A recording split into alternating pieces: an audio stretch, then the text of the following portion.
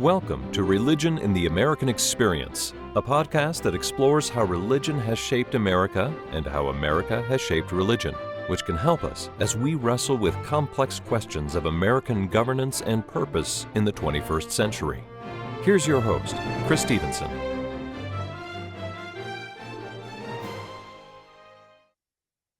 Hello again. Welcome to another episode of Religion in the American Experience, where we look carefully at religion's role in our history as we wrestle with tough questions about governance and American purpose in the 21st century. This is part 2 of Chaplaincy in America. Chaplains play a unique and meaningful role in the American landscape. Clergy attached to the branches of our armed forces who minister to those of one particular faith, to facilitate ministry to those of other faiths, and to care for all, including those who claim no religious faith. Today, we are going to learn about chaplains in the context of the Vietnam War. Our hope, as always, is that by the end of our time together, each of us will be equipped to be more effective stewards of religion's role in the ongoing American project. Professor Jacqueline Witt joins us for the journey. Professor Witt is Chief Learning Officer for Public Diplomacy and Public Affairs and Director of the Organizational Learning Unit in the Office of Policy, Planning, and Resources for the Undersecretary of State for Public Diplomacy and Public Affairs at the Department of State. That's a mouthful. It's a very, very long title. It doesn't fit on a business card. It's a good one, though. She is the author of Bringing God to Men, American Military Chaplains, Religion, and the Vietnam War. Note, the views she will share are not official government policy, but are her own. Jacqueline, thank you so much for being with us. So happy to be here. Thanks. So, Jacqueline, you write in your first chapter that the religious atmosphere that emerged from World War II was simultaneously theistic and civic. Can you give us a good description of the Chaplain Corps on the eve of the Vietnam War? Sure. Sure. The Chaplain Corps on the eve of the Vietnam War has come out of the Korean War experience, of course. They have been sort of molded out of the World War II experience, where the Chaplain Corps expanded quite a bit from about I think 420 to well over several thousand in World War II. But they are deeply embedded in the Cold War project of tying together American civic values and American religious values to fight the communist threat. The proposal for universal military service has sort of come and gone under the Truman administration. The idea of chaplains being involved in character development for all military trainees is firmly embedded in part of the Chaplain Corps' mission. So chaplains are involved in the day-to-day training of what military enlistees receive as part of their training about what it means to be American, what it means to have sort of American character. So chaplains are involved not only in the religious life of soldiers, sailors, airmen, and Marines, but also in the inculcation of civic virtue. So the civic and the religious are deeply enmeshed. In terms of structure, the Chaplain Corps is dominated by Roman Catholics and mainline Protestants. That you'll have a smattering of Jewish chaplains, but very few.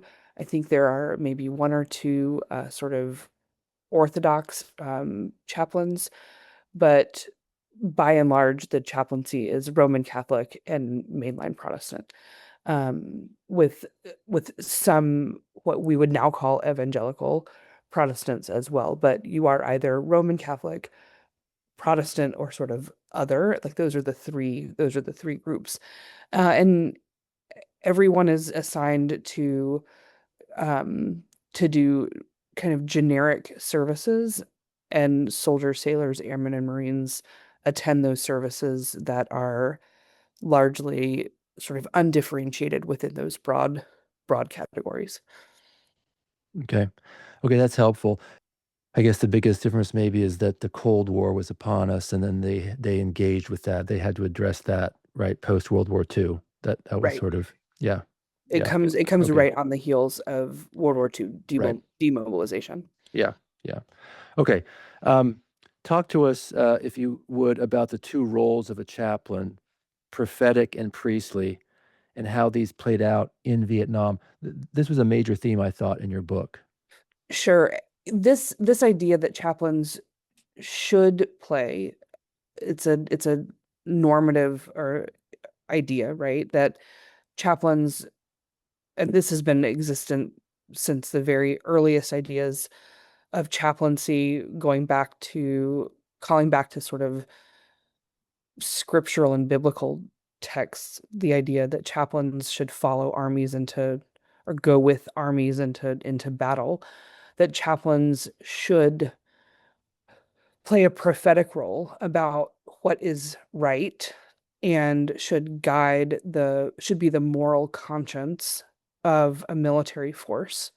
And chaplains should therefore say put maybe moral and religious sort of guardrails around an army at war.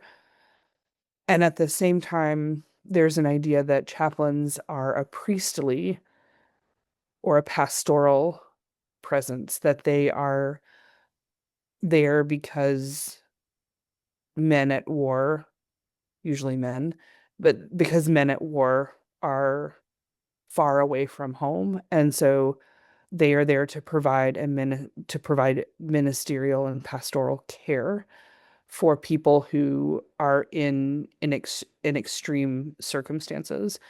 And those two roles are really different. If you are playing the role of a prophet, you are speaking truth to power. You are maybe saying uncomfortable things. You are reminding people of their duty to not break the laws of war. You are reminding people of the role of perhaps being compassionate in war, of loving one's enemies, of caring for the wounded, of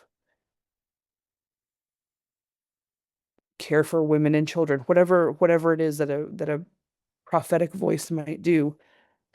Perhaps you're even speaking out against the cause of the war. Excuse me. Perhaps you're speaking out against the cause of the war, even.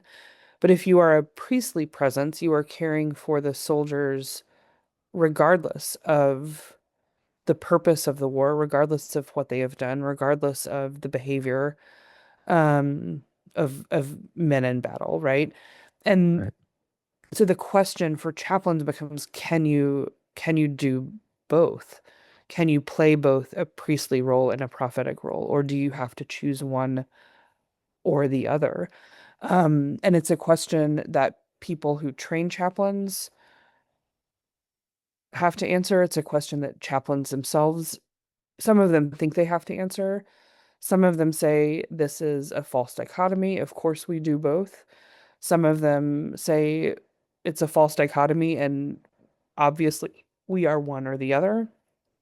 Um, and so it's a pretty consistent theme that people who are around chaplains or write about chaplains, I think, wrestle with, but the chaplains themselves tend to fall on the priestly side of the equation most of the time. And that's also so that was the case in the Vietnam War as well. I found in the book that most did embrace the priestly role and really didn't do much in the prophetic role, but there were a couple of instances that you shared where they did, right? But they were few and far between. Is that accurate? I think that's accurate. I think some of them find themselves in a prophetic role when, say, perhaps when the circumstances maybe are right in their face, when they're faced very clearly with a war crime. We see a couple of chaplains confronting a commander. We see f- a, f- a few chaplains after they return taking on a more prophetic stance, writing either joining protests about the war or writing more in a more prophetic voice about the degradation of war, or about the problems with the war as the war goes on.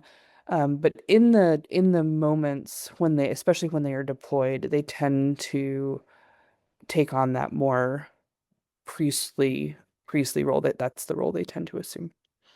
And I'm guessing the military wants them to uh, be priests and not prophets. Is that you I talk think about training?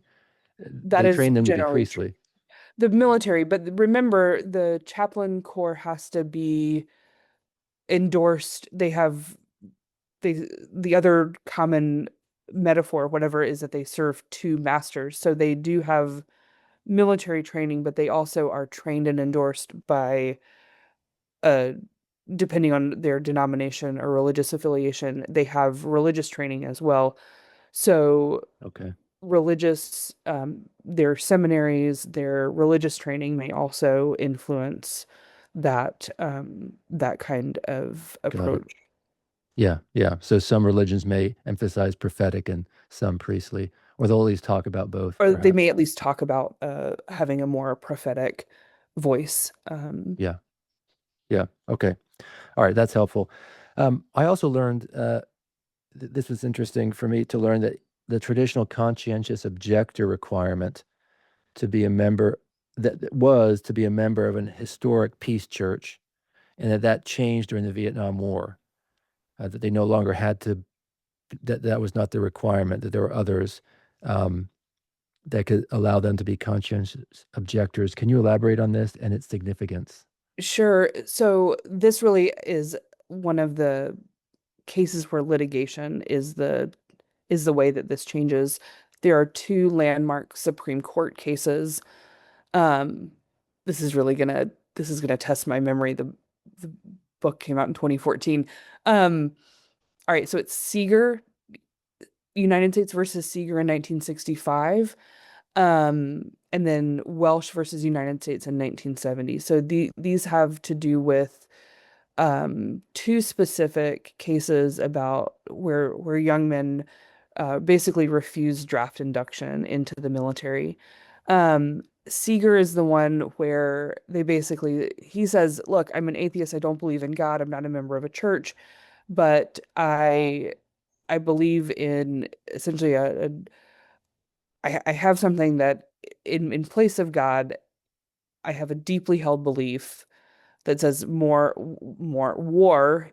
I have a deeply held belief that war is morally abhorrent. It's objectionable. I oppose war in all of its forms.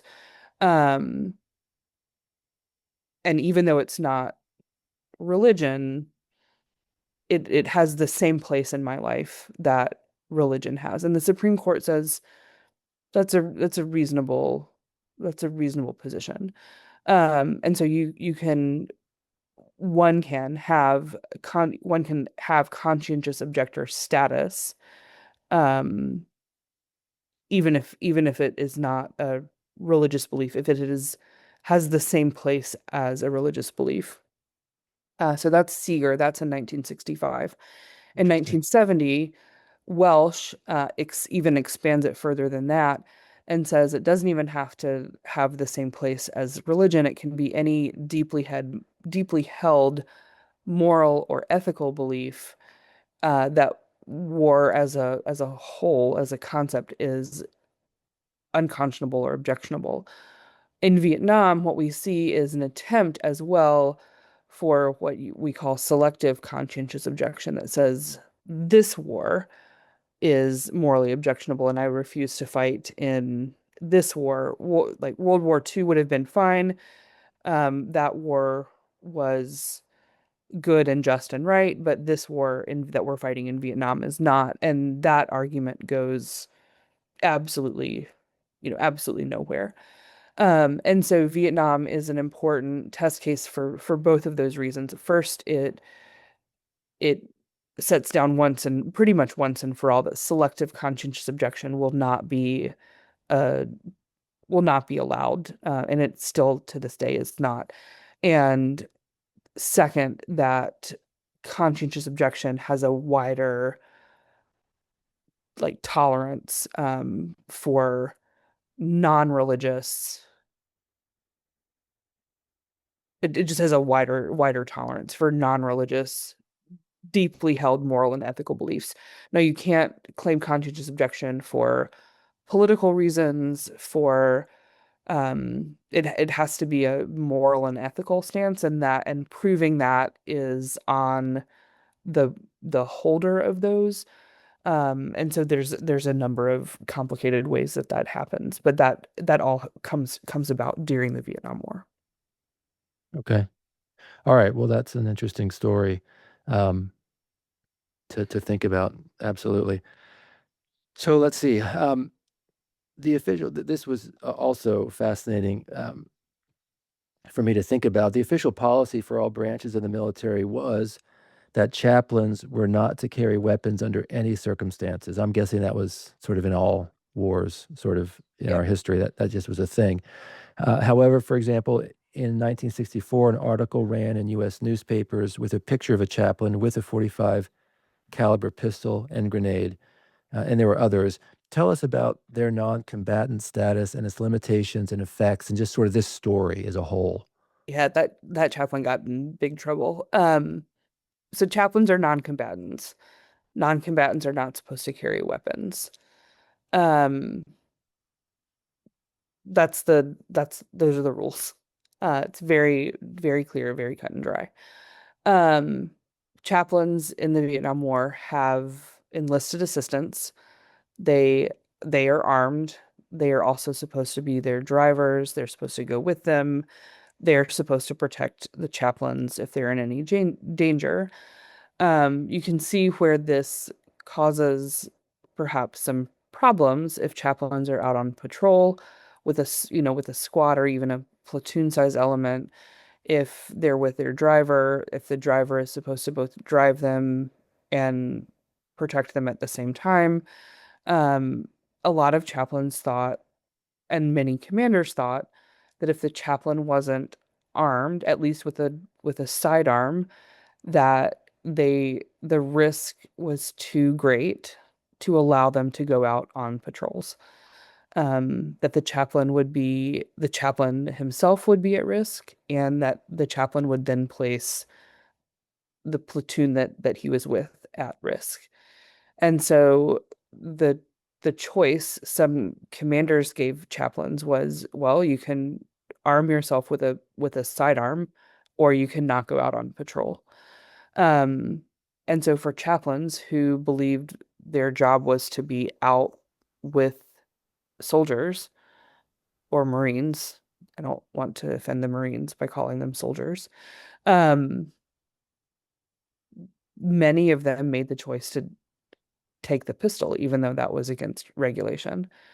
And what many of them wrote in their memoirs was like, we all just knew that we weren't supposed to get our picture taken. Like we all just knew that we were supposed to keep that, sort of under wraps. So Right. this guy who got his picture taken, that was kind of stupid. Um, Other chaplains decided, it's not worth it. Like I won't go on patrol. So people made different decisions. And I think that's important to acknowledge. Like not everyone made the same call. Some chaplains went on patrol unarmed, um, and let their enlisted assistant and let others do what their regulation said was supposed to happen, which was the chaplain was to be unarmed, and others were supposed to take care of the chaplain's defense if in case they came under fire. Um, but the choice felt morally complicated Yeah. because, and I think that's what's important to recognize, is that regulations were written with the laws of war in mind.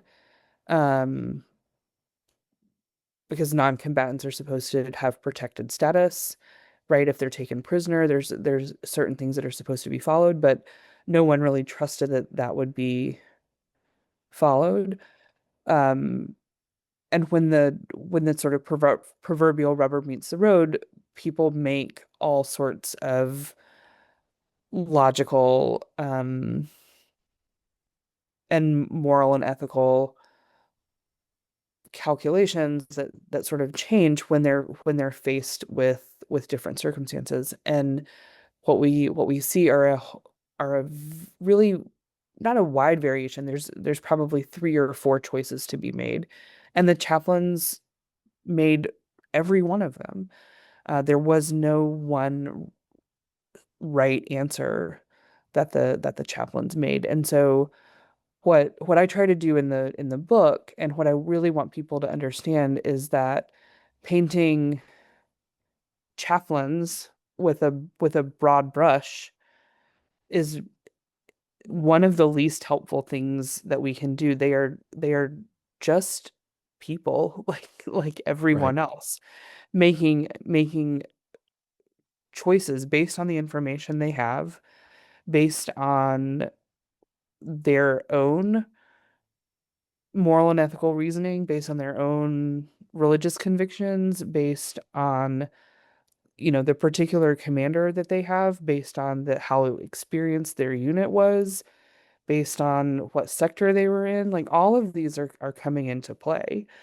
Yeah. Um, and any given soldier or commander is probably going to have experience with one or maybe two chaplains. And so anytime you talk to them, they're going to say, "Oh, chaplains, I had a great chaplain," or "I had a terrible chaplain." And that's going to color their experience of the entire chaplain corps. Um, Yeah.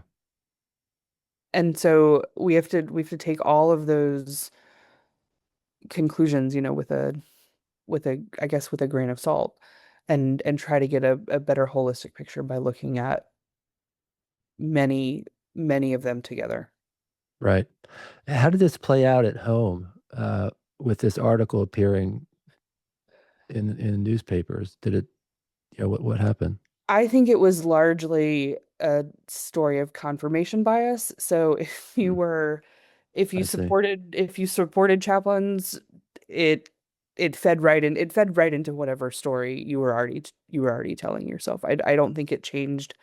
I don't think it changed many minds. If you thought it was a good idea for chaplains to carry weapons, you still thought it was a good idea, and if you thought it was a terrible idea, it gave you more fodder for your argument. So I think it just like a picture like that would probably do today. I think it fed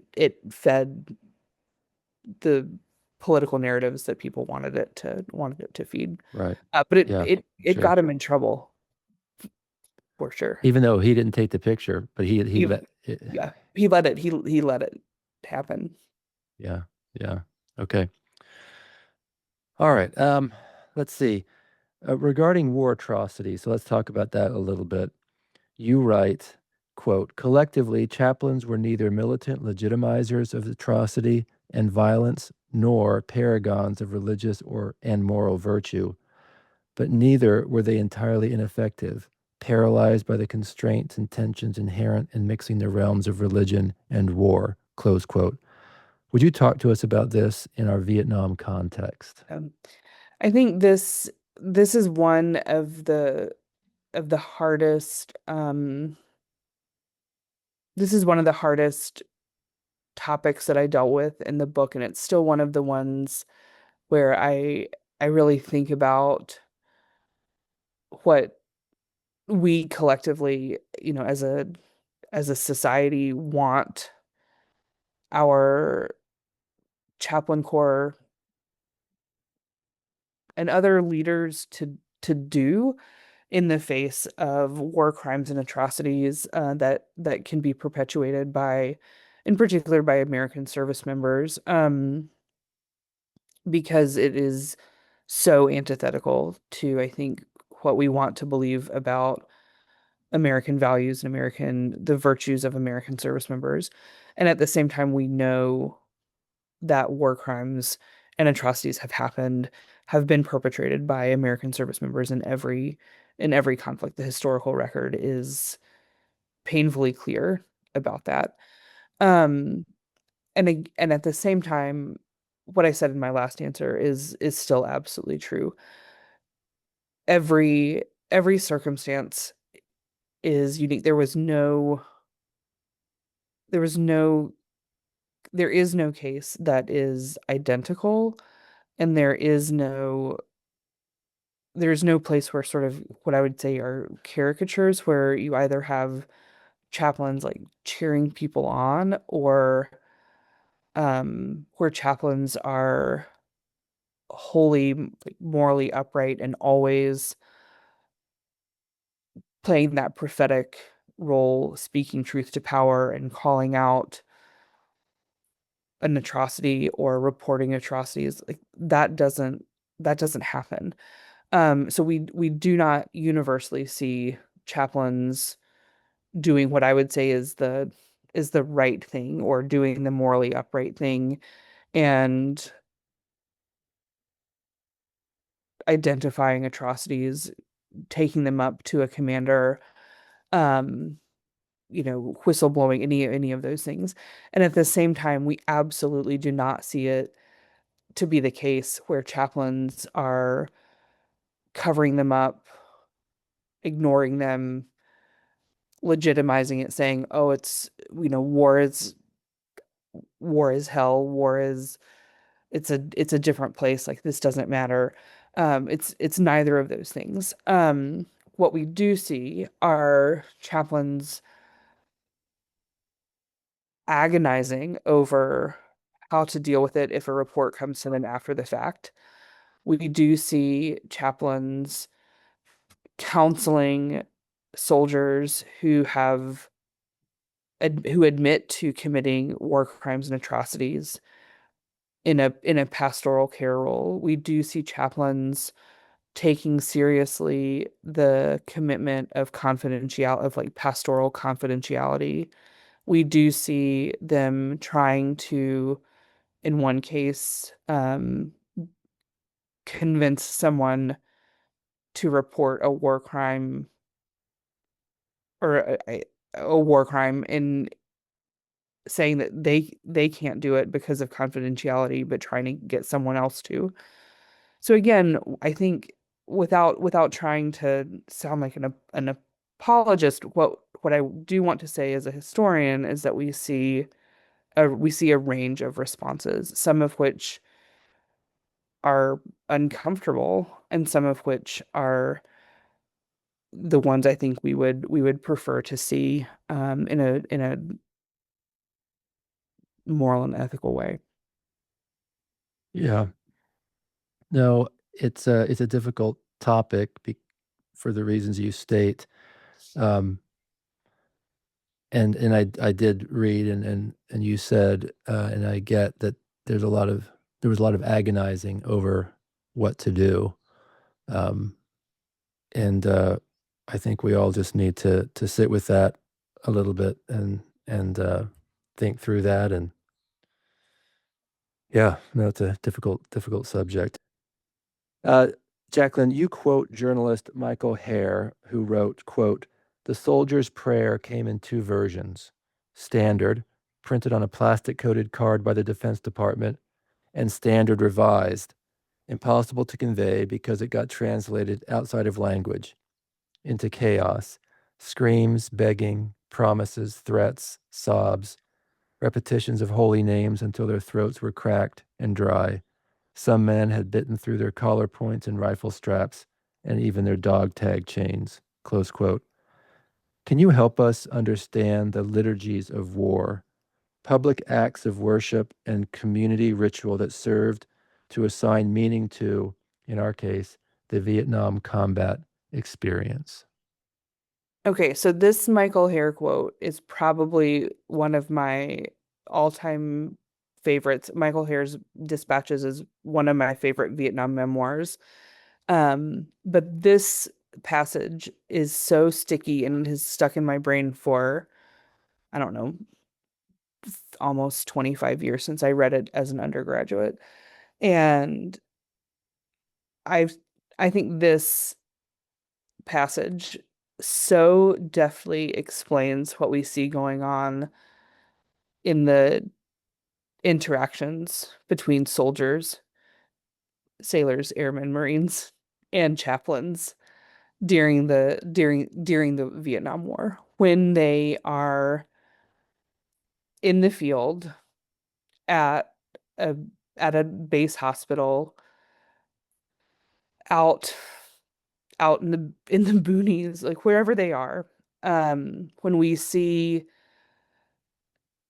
altars set up on ammo boxes, when we see, field services, when we see baptisms happening in the field, when we see communion right before a patrol, when we see the chaplain with his guitar, or we see him with that weird tape tape deck that they issued, and they're singing hymns and they change the words, or we see the soldier with the Bible verse written on his helmet.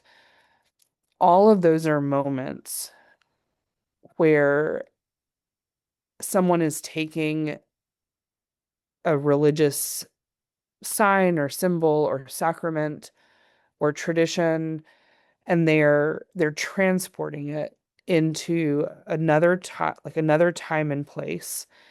Um, in this case, a literal war zone, and something happens to it. And I think what happens and what we see in the memoirs, in the letters, in the diaries and journals, both of chaplains and of soldiers, is a transformation. Sometimes it's radical, sometimes it's slight. But we see a transformation of the religious experience, of the expression, of the meaning itself, and it changes a little bit. Like it will retain its traditional religious meaning. So baptism remains baptism, but it also takes on some new meaning in the context of wartime. So we add in an element of baptism by fire. We add in an element of joining the communion of saints, but we add in the element of joining a brotherhood of a military family. We add in the element of uh, baptism in a foreign place, like of entering into um like washing away something in a and I'm thinking of one particular instance, of this idea of washing away a a patrol that had been particularly difficult and kept like coming back into a different kind of world. For communion, you see there's so many stories of people taking communion from a priest who may be from a closed communion um, order or denomination, and they're offering communion to people who at home they wouldn't offer communion to. You see Jews taking Christian communion. You see all sorts of things happening in this combat zone that you would simply wouldn't see back in a church or a cathedral back in the United States. So combat, the war zone changes the meaning of religious ritual, of religious sacrament. So that's one thing that happens. Another thing that happens is, and what Michael Hare is saying, is sort of these vulgarities, the screams, the beggings, the promises, the repetitions of holy names. The war itself creates new religious rituals, right? That don't make any sense outside of the combat zone, outside of the war zone. And you see this very clearly, right? When people return home and say nothing makes sense. Vietnam was hell, but it had its own kind of order. It had its own way of making sense. It had its own liturgies. It had its own sacraments. again, the baptism by fire, the rituals, the things like that. And chaplains are part of both of these. And so I explore some of those in my book and some other things that I've written. And I think it's really important to understand the way religion sort of broadly construed plays into both of those. I was really moved by the description of a soldier or a Marine being baptized in a crater formed by a bomb, filled with rainwater. And I think some people standing around with machine guns guarding the ordnance, that sort of captures what you're describing. There's That's some really there's some really moving and striking and in some ways very dissonant images that come out of this. It's really truly a juxtaposition of some things that I think require to me require reimagining it. And it's not just religion is about peace and war is about violence. That's too simple to explain the power of these images. And I think r recasting it as a new type of liturgy was one of the ways for me to sort of reinterpret how those images were working um, yeah. to explain and understand the work that those were doing. It would be fascinating to interview the person who was baptized in that crater. How did, like, immediately when he got out, how did, tell us the experience, and then to compare that with somebody being after they were baptized in a home church, right, in a peaceful setting. It would be interesting to hear the differences. Okay, well, thank you for that. It's a that that quote from the journalist Michael Hare really caught me, as it did you, apparently 25 years ago or more. What were the experiences and perspectives, broadly speaking, here, Jacqueline, of chaplains during the early, middle, and drawing down years? You call out in your book that those are three distinct times, and chaplains had different, and obviously soldiers had different, really different experiences across those three Sure. time periods. Vietnam takes it's such a long war. We really do have these sort of three sort of epics. Early on, there is I mean, it seems strange looking back, but there is sort of this hope and optimism of this still sort of early anti-communist sort of crusading kind of aspect. This is before heavy combat. This is before the casualty count is very high. Um, there's chaplains at this point are largely volunteers. They're asking to go, and so the mood is relatively light in some ways. They're sort of all in. In the middle, chaplains are never drafted for a host of reasons, but so they're always volunteer also is not quite the right word, but they're always like willing participants in the military effort. You're not ever going to be a chaplain by accident. Um, Right. but in the middle part of the war, you see so much concern for the men who are there, for the sort of destruction that it's causing. But in the middle part, that priestly role is really the main concern, right? Being there, being present, the idea of ministry of presence, the idea of counseling. There's lots of discussion about how to, be effective on patrols. Like it's a very pragmatic sort of sort of mood and period. And then at the end of the war, what you see is anguish, is discussion about the deteriorating race relations. The chaplains become more um like it's a more somber sort of mood. Like when is this going to be over? You start to see that forward looking. They can see some of the problems that are going to plague the post-Vietnam Army. The chaplains are a little bit older in the later period of the war. They're always older than the soldiers who are serving, but by the end of the war, the age gap gets even larger. Um, and so by the end of the war, I think everyone is exhausted, but the chaplain corps, you start to see that recruiting becomes more difficult, and so the mood of the chaplain corps sort of, I think, tracks that of the nation, probably that of the army as a whole. It's probably, I would say it's even maybe Okay. it leads a little bit. Okay.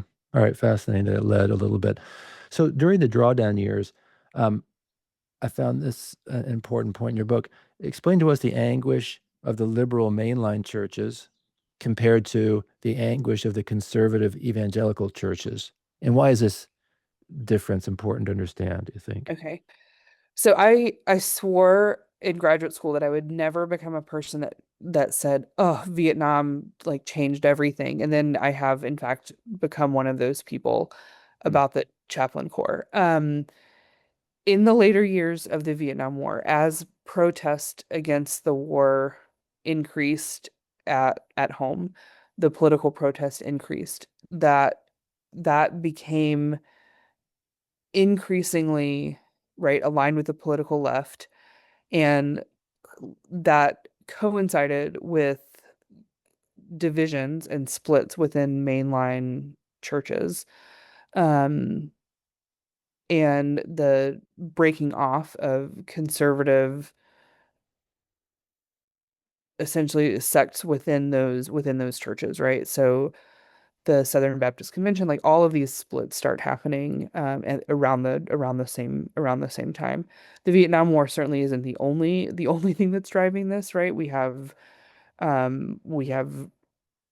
civil rights, we have all sorts of also women's rights, we have all sorts of things happening Right. at the same time, right? Political fissures in the United States. And on the issue of Vietnam, the mainline churches in the United States basically all line up against the Vietnam War by the late 60s and early 70s. And the evangelical churches, what I'm going to use that term very with like painting with a very broad brush. Fundamentalist and evangelical churches, by and large, all line up politically in favor of the Vietnam War. So we see a religious split roughly along those same political lines. Um, and what happens is mainline and liberal churches simply stop sending chaplains to the military. So again, nobody becomes a chaplain by accident. They're not drafted. All chaplains are essentially volunteers. And so in order to become a chaplain, you must be endorsed. You have to have a seminary degree. You're supposed to have 2 years of parish or like basically pastoral experience in a civilian church. And so by the end of the Vietnam War, there are almost no, not no, but there are the number of mainline and liberal chaplains who are feeding into the chaplain pipeline dwindles very significantly. And the number of evangelical and fundamentalist churches, especially white Protestant churches, that are sending chaplains to the military, like feeding this pipeline, is expanding rapidly. They are producing more and more chaplain candidates. The number of historically black churches who are sending chaplains to the chaplain corps is dwindling even more rapidly than mainline white Protestant churches. So what you see is a sort of perfect storm. the very churches that might be sending like prophetic voices to the military, they're just not sending them at all. Evangelical and fundamentalist, like white Protestants, are sending more and more chaplains. Um, and the chaplain corps, which has had a hard time recruiting mainline and liberal Protestants anyway, is now deciding that any chaplain is better than no chaplain because it wants to have chaplains with its service members. And so they, at about the same time, get rid of the sort of rough quota system that was keeping some semblance of balance between Roman Catholics, mainline Protestants, and evangelical Protestants within the chaplain corps.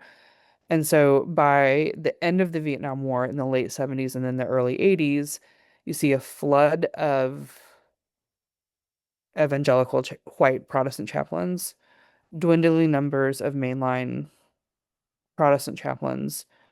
The Roman Catholics are going to start having problems getting priests anywhere, including into the chaplaincy. Um, and that sort of sets the stage for what we see in the 1980s, and it's going to continue even into today. Okay. Well, no, that's a good explanation of what happened, and its long-term ramifications.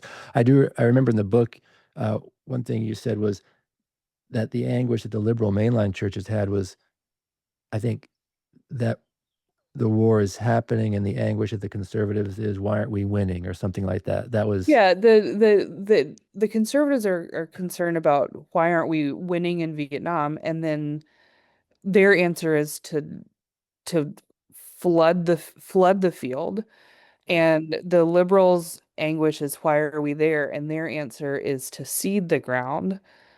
And so it's a if people want to pose it as a fight between sort of liberals and conservatives, it's not really a fight because the it's a forfeit. The liberals cede the field. And so right now what you'll hear is a lot of anguish about the number of evangelicals, or the evangelical sort of like, you hear it in different ways, but like there's been a takeover or a concern about evangelical influence or things like that. And I'm like, well, the you you you stop showing up. Like that's right. you're not even in the arena anymore. And that was a it was a it was a choice that was made in the late 70s, specifically about Vietnam. Um, and you see now a couple in a few places, some of the mainline churches are trying very hard to get back in, by sending chaplains, by training liberal and mainline chaplains. The UCC and some other mainline churches are working to sort of get a toehold back in military chaplaincy in particular. But the they were the two sort of sides like respond very differently Yeah. to the problem. They identify the problem differently and they respond very differently institutionally. Yeah. Fascinating. Okay, last two questions, Jacqueline. This has been great. You spend a good amount of time talking or writing about chaplains, processing and writing about their Vietnam experiences, so post-war, as a quote, final part of a complex personal conflict resolution process that began in combat, taking ideas, roles, and beliefs that could be in tension and reconciling them to one another, close quote. What does their collective narrative teach us about the nation's traditional interpretation of the Vietnam War? Yeah, it's a great question. Thanks.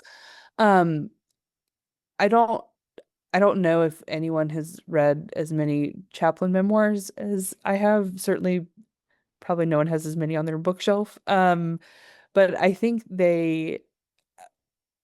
historians always use the word complicate, right? But I do think they complicate the narrative just a little bit, and I think they help us understand the national narrative of the Vietnam War, um, a little bit better. To me, the national narrative of the Vietnam War is one of it remains one of loss, of tragedy, of anguish, and I think all of those words absolutely apply. The war was in no in no uncertain terms a loss, a needless tragedy in so many ways. Um, and at the same time, what we see when we look at personal stories from it is a in many ways a rich narrative of personal relationships, of complex choices, of like knitting together um stories that help us make sense of a time and a place that really is like pivotal in American like in American history, um but doesn't necessarily have to end in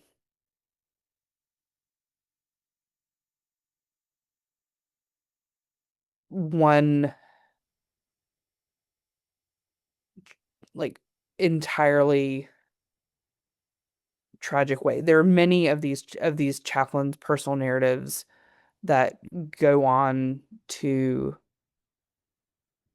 not necessarily like some of them are happy endings, right? Like they go on to full careers as ministers and all sorts of things.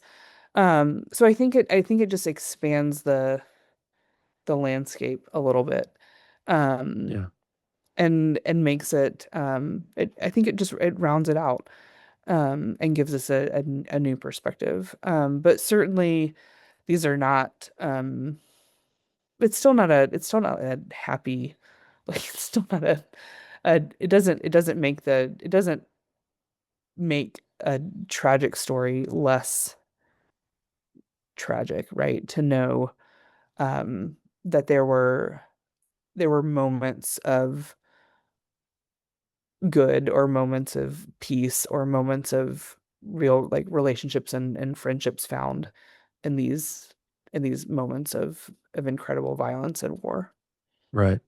So it was really sort of they provide some internal details that are positive. Is that fair? It is, and they also provide, I think, a more analytical approach Yeah. than some of the other war memoirs because they're coming at it from a maybe more cerebral or more explicitly theological and a Right. more intellectual perspective than some. Is it true that collectively you might say that they um, saw some sort of I don't know how best to put it, that they saw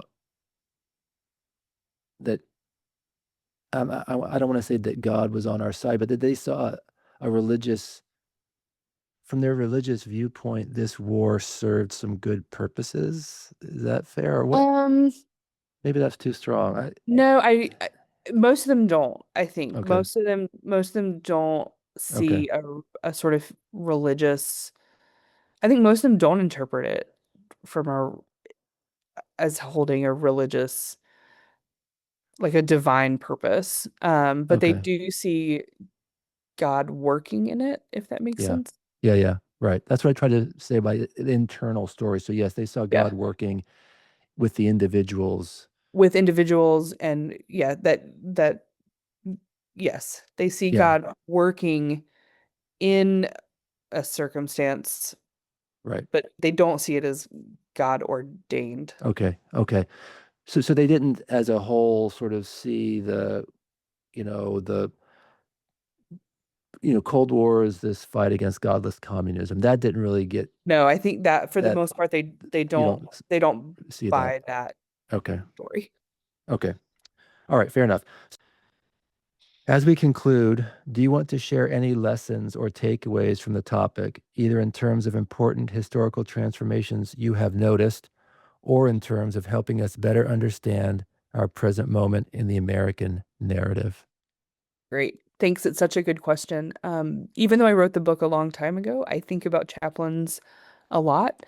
And anytime they're in the news, everyone inevitably will ask me what I think.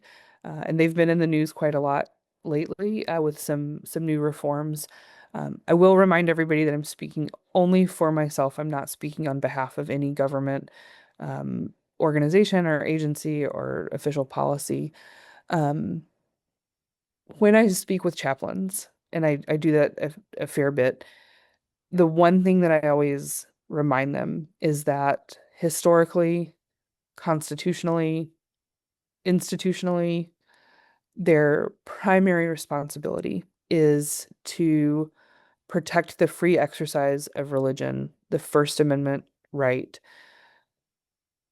for soldiers, sailors, airmen, Marines, and guardians now, to ensure that American service members can practice their religion, exercise their religious beliefs, their traditions, wherever and whenever they need to.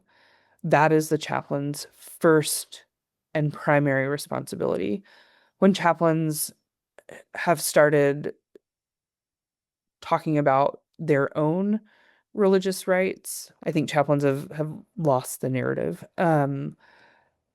Chaplains are there to serve the needs of military service members.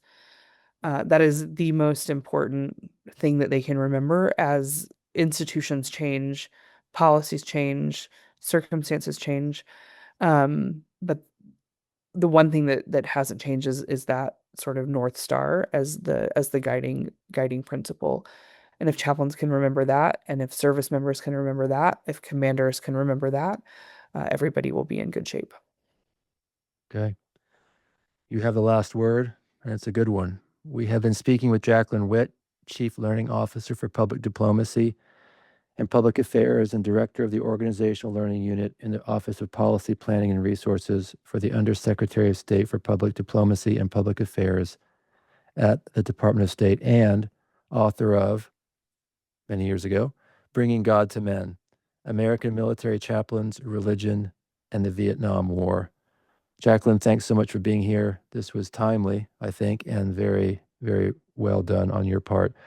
I think we are all better equipped to be better stewards of religion's role in perpetuating the American experiment in self-government for being here with you. Thank you. Great, thanks.